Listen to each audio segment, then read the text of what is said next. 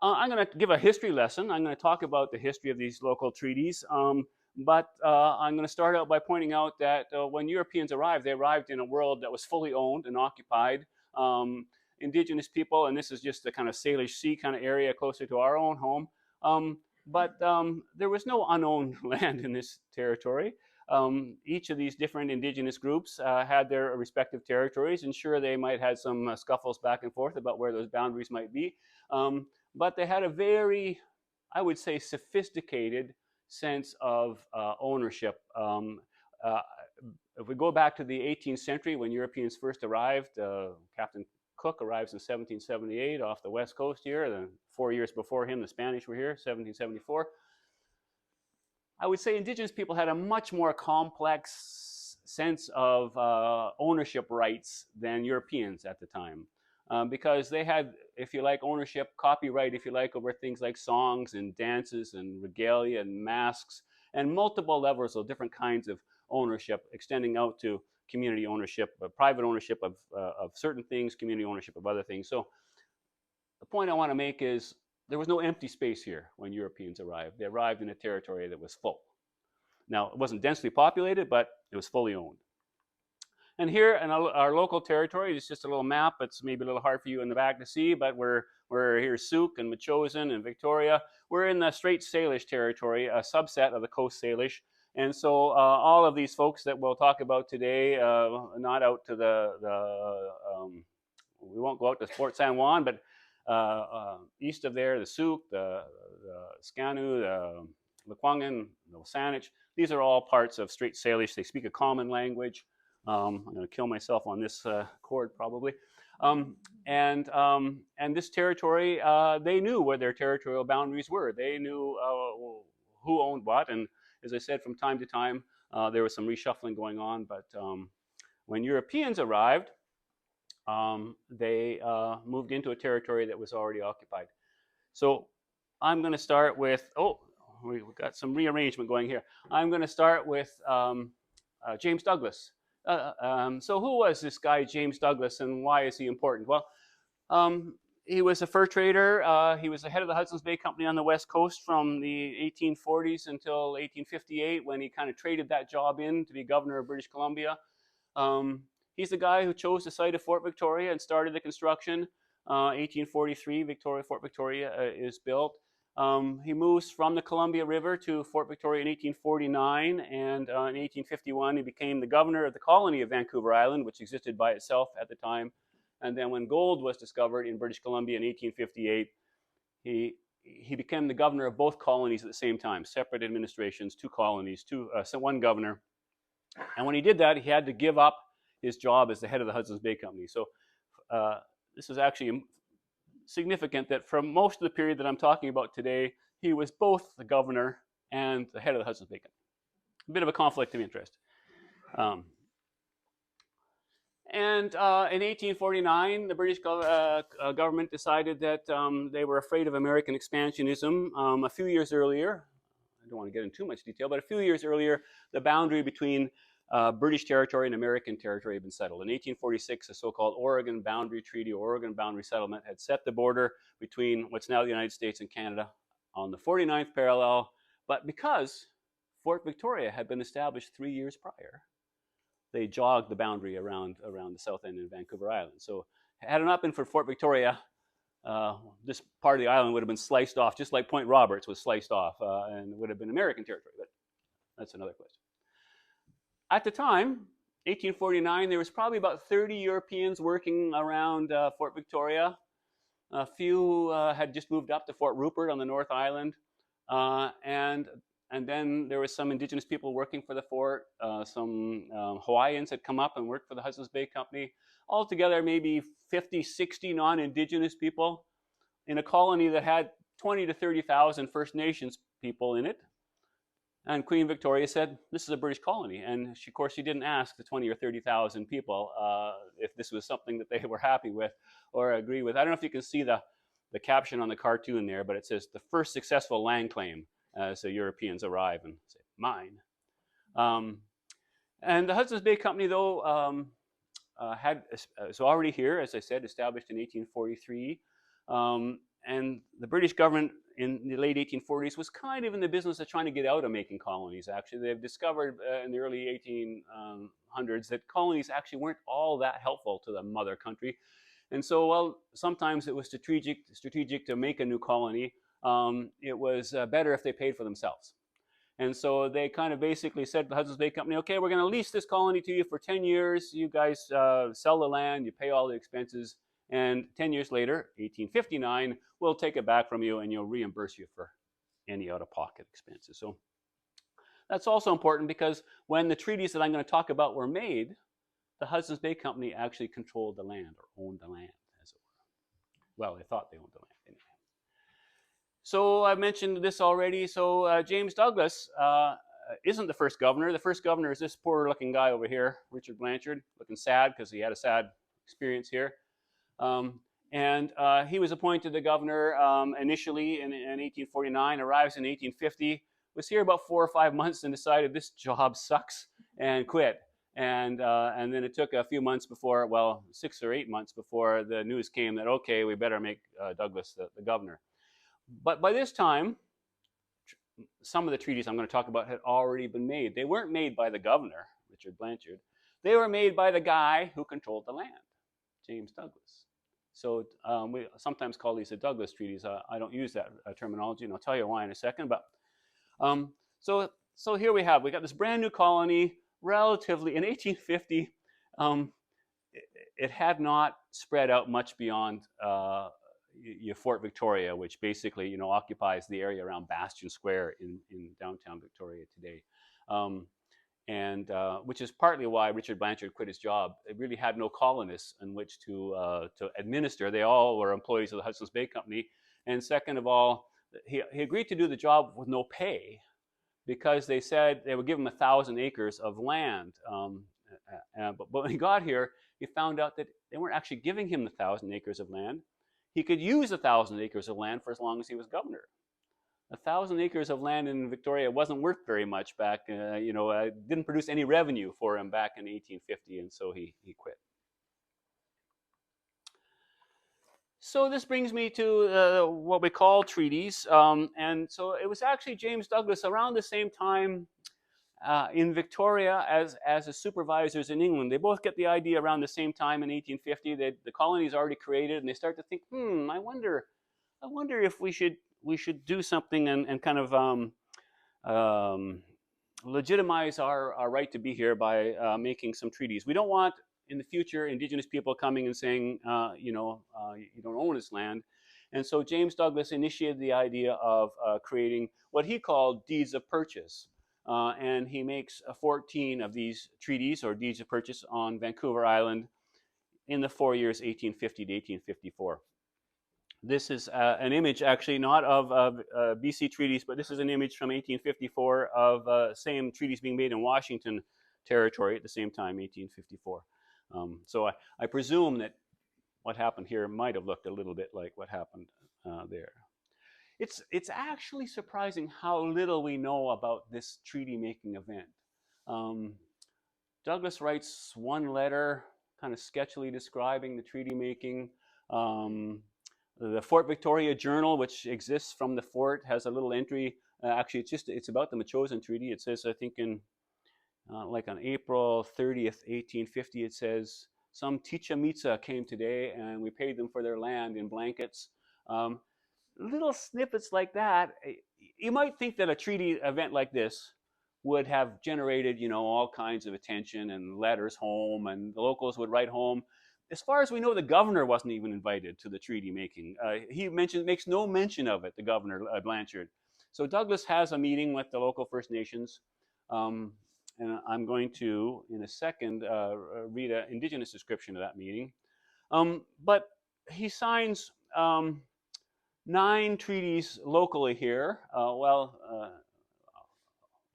leave the number out because actually this makes it 11. But so in 1850, April 1850 and May 1850, over a few days between the 29th of April, here's Ticha-Mitsa, the chosen, he signs 9 treaties which come from Souk up to Saanich.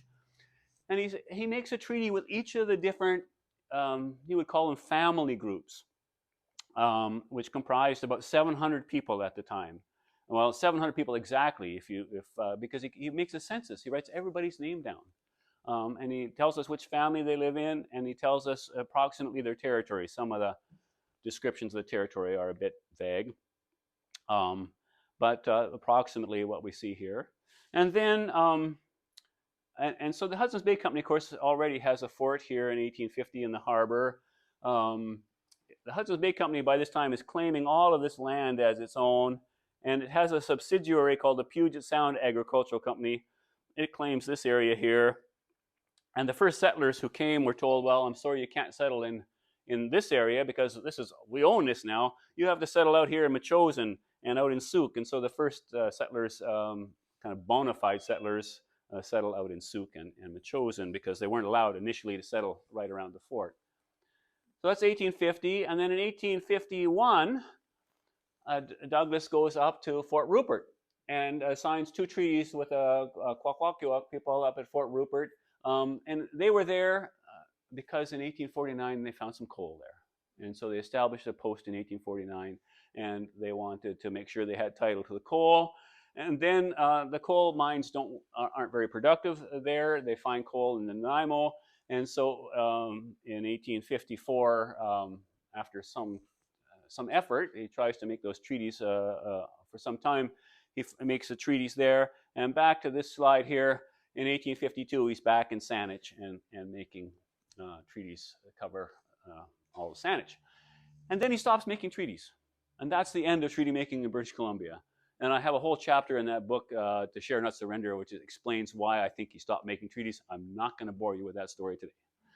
But happy to answer questions later on. He stops making treaties, and that's the end of treaty making in British Columbia, essentially, until modern days. So, as I said, I like to frame this around mystery. So what do we call these so-called treaties? And some people call them Fort Victoria treaties, and that actually applies to those 9 treaties that are right assigned around the fort. Some people call them Douglas treaties, but that kind of suggests that James Douglas was the only one really involved, and clearly, whatever happened, it was something that happened with the First Nations. The Wassanic, when they talk about it in their historic sense, they call it, this was James Douglas's word. They don't call it a treaty. They say, we have Douglas's word on this.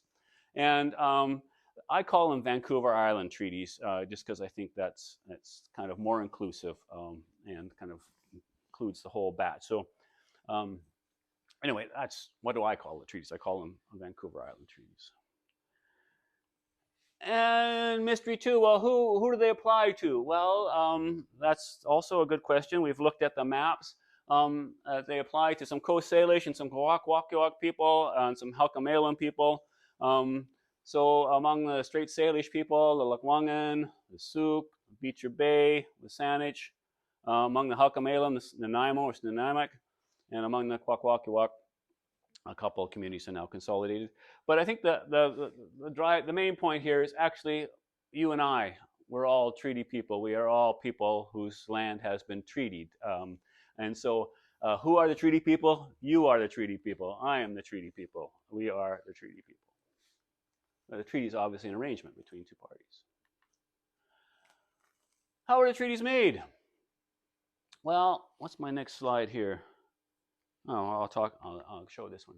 So we know this about the treaties. They were verbal agreements. James Douglas gathered together a bunch of First Nations, local families, and met them. I'm going to read a description of that meeting from one of them. We also know that these 9 treaties that were made first, there was actually no text provided at that treaty signing.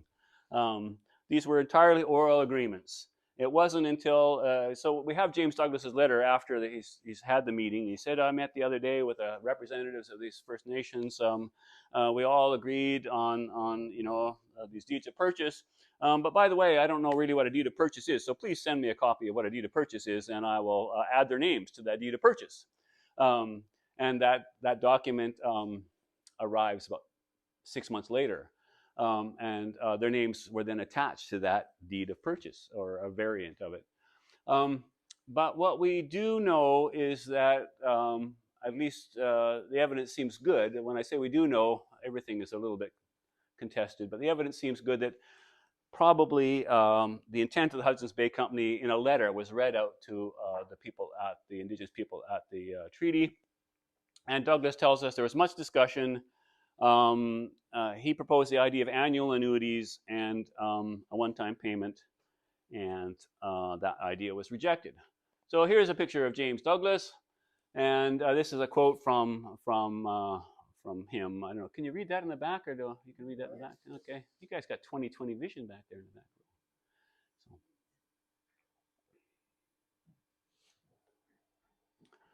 So, as I said, we know almost nothing about the circumstances around the treaties, but there is an indigenous account of the treaties from David Lutz, who in 1934 gave an interview to a local reporter and reported in the newspaper, and he describes the treaty process. Now, everything is contested in history. Chief David says he was there at the time of the signing. This would have made him very old in 1934. And so there is some doubt whether he was actually there, but certainly if he wasn't there, he was, his elders were all there and told them these stories. So either he was very old and there, or these are oral histories that were told to him. Oh, sorry. I'm going to read to you what he says about the treaty making. This is from the newspaper interview, 1934. In the years around 1850, the Indians considered there was a lot of land and had no thought of or fear of extensive settlement by white men. The whites were welcomed. They provided a fine market for a large amount of fur, which the tribesmen annually collected. The trade goods the whites gave in return for the furs were highly regarded. The whites at that time also had no idea of asking the Indians to give up their land. Areas proposed to be used by the whites were limited, and the gifts of blankets and trade goods were considered as annual dues, as I will show. So he's saying that goods were distributed. We thought those were annual payments. He says, I'm quoting again, I was 21 when Governor Douglas gave a big party to the Indians of southern Vancouver Island. The entertainment took place on Beacon Hill on May 24th, 1850, and was to celebrate the birthday of Queen Victoria. For weeks in advance, the party was a talk of the encampments within 80 miles of Victoria. Invitations were sent to the Songhees, the Saanich, the Cowichan, and other tribes. The gathering included men, women, and children. The natives were seated in big circles, the chiefs forming the innermost line, the lesser braves being further to the rear, according to the relative importance of youth. The women and children hung around the outskirts of the circles, men themselves grouping themselves in eager clusters. The Hudson's Bay Company men distributed biscuits smeared with molasses and also other foodstuffs. After all had eaten, Governor Douglas addressed the crowd. He was dressed in a coat of blue with gold shoulder pieces and trimming. Let's go back to the Douglas slide to see if he's wearing his uniform here. More or less, not quite the full thing. He preceded his speech with a salute to the great white queen, given with an upraised hand. He stressed the desire of the white men to be friends with the tribes. He assured the tribes that the trade in furs with peaceful use of enough land to grow food were the only reasons for the establishment of a settlement. His statement was welcomed by the peace-loving tribes, whose view of the white settlement, had it been voiced at all, would have been that there was lots of land and no harm could come from letting the whites have the use of some of it. It must be remembered that the Indians were great bargainers, and they would not have had any idea of letting the whites use their land from year to year unless some equivalent trade or gifts be made each year. So that's David Lutz conveying the best oral history that we have of the treaty making. In fact, one of the fullest accounts of the treaty making. And so we get the sense of James Douglas almost hosting what we might think of today, or I think of today, as a potlatch. He's inviting all of the local communities. He's basically stating the Hudson's Bay hope that they would be able to live in peace here on this land with the indigenous people. They saying okay, and in a traditional way, Douglas gifted the hosts and thanked them. And also, I'm thinking if this was a potlatch, then the idea would be that this would happen regularly, as Douglas affirmed the Hudson's Bay Company rights to be where they were. So I've talked about some of this stuff, but what's worth mentioning here is that, as I said, there was there was this discussion that happened. Douglas says, I don't really know what a treaty should look like. Send me the text. A text that was actually based on a New Zealand treaty was sent out by the Hudson's Bay Company, and more or less verbatim is used as the text of what we call these Vancouver Island treaties, except that there's one phrase on the Vancouver Island treaties that is not at all in the New Zealand treaties, and this is the Indigenous people are guaranteed the right to fish as formerly. So from all of this, we get a sense that there was some back and forth, some discussion. Douglas proposed annual payments. Obviously, somehow that wasn't understood by Lutz and others, and so clearly lots of room for misunderstanding there as well. So let's look at what the treaties say here. And the short answer is we don't really know, because it's clear that these were, if you can't read that? No, I'm going to blow it up for you though, okay? But what my point is that these aren't really the treaties. The treaties were an oral agreement made between James Douglas and the Indigenous people at a meeting, probably Beacon Hill Park or somewhere near Fort Victoria. They came to some meeting of minds, it seems. The Indigenous people accepted the gifts, and to the extent that I understand Coast Salish culture, if you're a gift at a feast and you accept the gifts, you accept the work that had been done there at that event. So there's some meeting of minds, or at least some sense that they were on common ground. Maybe there was a misunderstanding for sure. But we only have some clues and pointers as to what that oral agreement might have been. So we have the written treaties, which my colleague and friend Neil Valance calls the Douglas Forms. These aren't the treaties because they weren't even present at the signing of the treaty. So these are the Douglas Forms, what Douglas has produced. We have Douglas's reports to the Hudson's Bay Company. He writes a letter, as I said. We have some oral histories from the Lekwungen, from David Lutz, and there's some other accounts, shorter and less specific, about the Wasanix Treaty and the Nanaimo Treaty. But again, kind of oblique and not entirely authoritative. So it really is a mystery. What did the treaties say? This is a copy of what the treaties look like. If you went to the BC Archives today, you could order up the booklet. This is Register of Land Purchases from Indians. And this is what Fort Victoria looked like in 1854. So this is 4 years after the signing of the treaty. And this is pretty much all you get in Victoria in 1854. Okay, and that point's going to be significant here. This is the Chichen Itza Treaty. This is the Machosen Treaty right here. So one of the special skills you acquire as an historian is reading 19th century handwriting. And so I'm going to impress you with my "Know all men, we the chiefs and people of the Chichen Itza tribe," but I also have it typed up here. But the treaty, I will point out, is this paragraph and this paragraph. That's it. That is the whole Douglas form, if you like. Those of you, I don't know if you had a chance when you were at the information session, but you can also go to I went to the Songhees website and downloaded the agreement in principle for the treaty that's being negotiated now. It's about 250 pages. So it's quite a bit longer than the Treaty of 1850.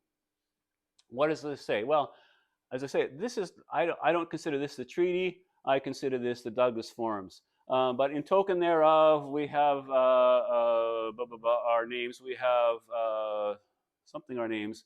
And made out at Fort Victoria, 29th of April, 1860. And then Douglas carefully lists, and this is actually a beautiful historical record, the names of all of the signatories, because you can see they didn't sign. Somebody made an X on their behalf. So somebody with a very fine hand wrote down the names, and that I say, is a very valuable historical record.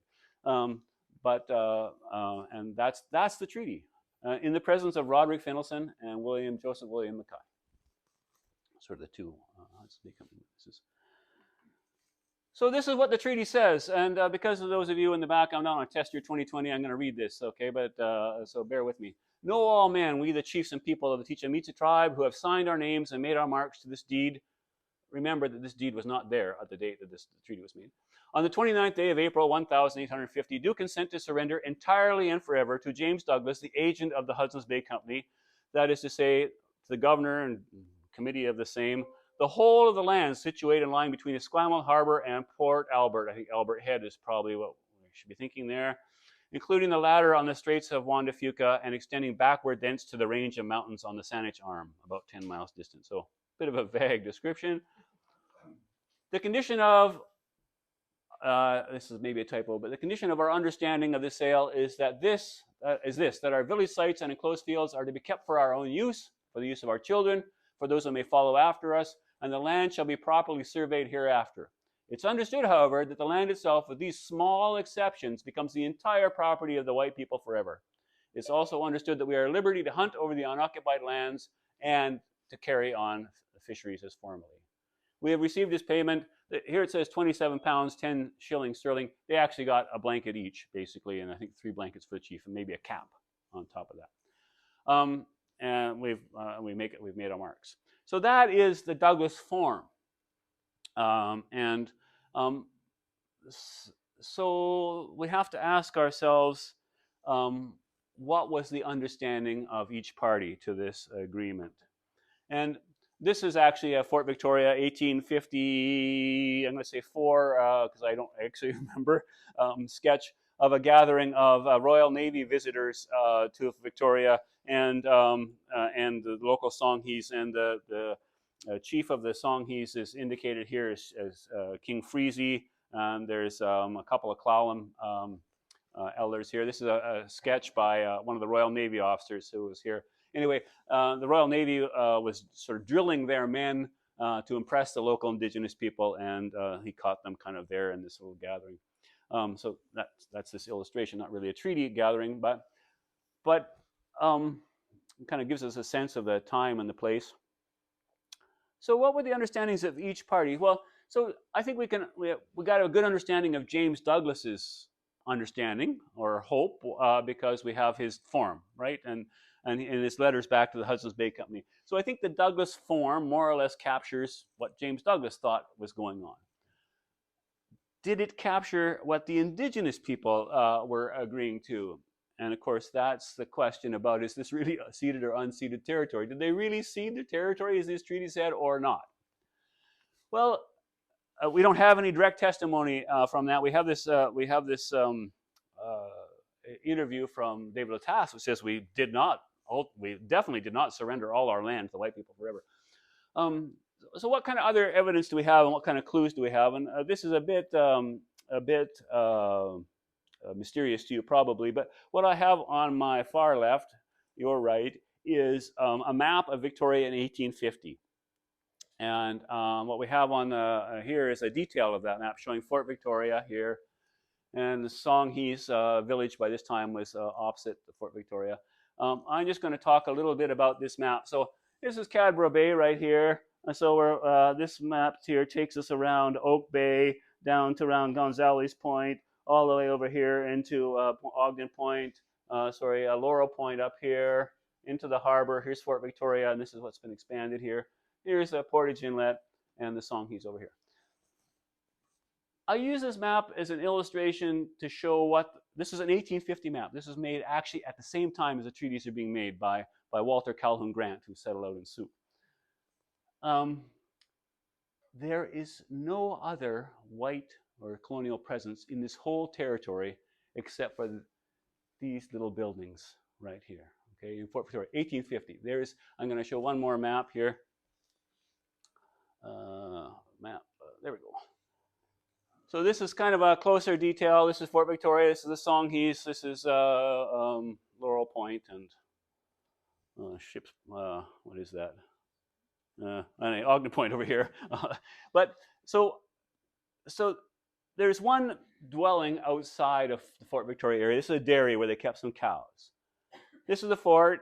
A few houses had scattered outside the fort. This little boundary around here was their farmland where they were growing potatoes and some wheat and stuff like that. When these treaties were made, this was Victoria. And so when I think about what the indigenous people were agreeing to, I think they were agreeing to this. They were agreeing to the world of 1850. We're here in 1850. The Hudson's Bay Company actually brings some benefits to us. We moved our village. They had their original village was in Cadborough Bay and Esquimalt, and most of them relocated to be close to the fort. We can talk about why they might. And And so when the text says we reserve the right to hunt over unoccupied ground, I mean, everything was unoccupied except for this little piece, which is, in today's term, this wouldn't take you up to Cook Street in Victoria. I mean, it's that kind of smaller postage stamp of right downtown Victoria. Yeah, and so A, everything was unoccupied except this little tiny postage stamp.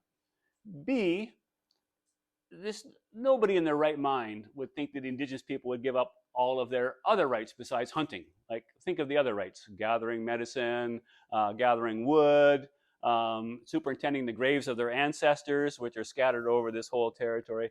I mean, there's nothing in this Douglas form which says anything about those kind of things, right? So, I mean, the value that changed hands for the whole 9 treaties was something like 300 blankets and 3 caps, I think, 3 hats.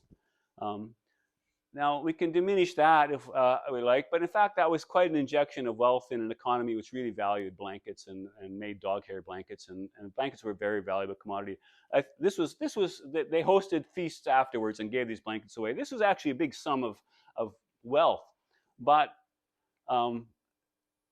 having said that, there's no people in the world would say, well, for a few hundred blankets, we're going to give you all. We don't care about the graves of our ancestors. You can have all those burial grounds. You can have, we don't care about gathering our medicines. We don't care about our spiritual ceremonies. Like, there's just no way that was part of the oral agreement, right? The logic tells us that people would not give that away.